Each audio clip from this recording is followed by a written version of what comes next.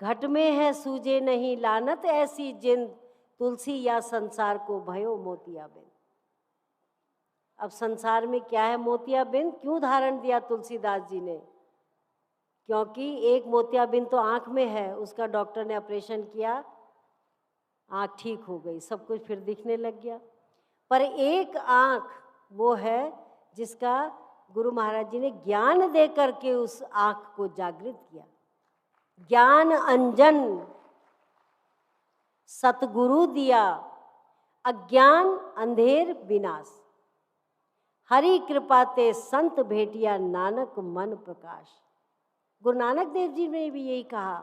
जितने भी संत आए उन्होंने एक ही रास्ता कहा कि बिना अध्यात्म के हमारी प्यास बुझ नहीं सकती है। संसार की प्यास तो भोजन पानी से बुझ जाएगी, पर जो अध्यात्म की प्यास है, जो हमें भटका रही है, 84 लाख योनियां भटकते भटकते मानुष चोला पायो, कहे नानक नाम संभाल सो दिन नेड़े आयो। कल रात मेरे साथ नेपाल की सेविका है देवी की, कल रात को भूकंप आया नेपाल में और हमें पता भी नहीं चला। देहरादून में कम असर था, लेकिन जब पता चला उनको फ़ोन आने लगे कि क्या आपको देहरादून में भी महसूस हुआ? हमें तो महसूस नहीं हुआ। तो नेपाल का बहुत, मैं भूल गई नाम गांव का, वहाँ पर कम से कम 100 व्यक्तियों की मृत्यु हुई है और वहाँ भूकंप का वो मेन वही इलाका रहा। अब देखिए कितनी क्या भगवान ने ऐसा समय बनाया है कि रात सोए थे कि सुबह उठेंगे, काम पे जाएंगे, ये करेंगे, बच्चे स्कूल जाएंगे, लेकिन प्राकृतिक आपदा आई और खत्म हो गया, चले गए। क्या साथ लेकर के गए? जो बर्तन, कपड़ा, खाना, भोजन सब पड़ा रह गया, बच्चे भी पड़े रह गए, कोई जी गया, कोई चला गया, कोई मर गया, सब खत्म। एक प्राकृतिक आपदा से, एक आपदा से इतना नुकसान हो जाता है। तो जब अशांत वाली आपदा रहती तो कितना नुकसान हम अपना करते हैं। मैं बहुत जीवों को देखती हूँ, बहुत अशांत रहते हैं, बस भटकते रहते हैं संसार में। कभी इतनी सी उम्र है, 100 साल भी नहीं है अभी उम्र। पांडे जी आप तो बहुत किस्मत वाले, आपको लंबा जीवन मिला है और आगे भी रहेगा।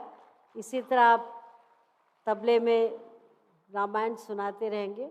लेकिन बहुत से जीव हैं जिनको इतनी उम्र नहीं मिली है। आयु को एक हमें आयु लिख के आने का तो समय है, डॉक्टर भी बता देगा, पर जाने का समय नहीं बताता। जन्म तो सबका पता है, डॉक्टर भी कह देगा इस दिन इतने दिन में जन्म हो जाएगा, पर कोई डॉक्टर ये नहीं बताता कि उतने दिन में आप चले जाओगे।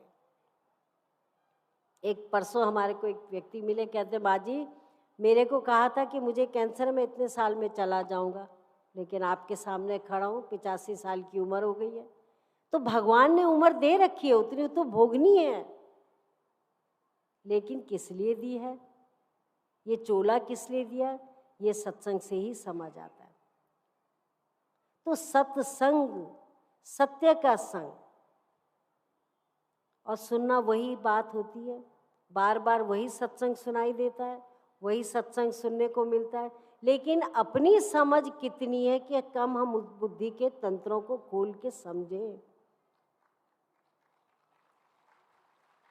अगर समझ नहीं आएगी तो हम भटकते रहेंगे। इस जन्म में भटकेंगे, फिर अगले जन्म में भटकेंगे।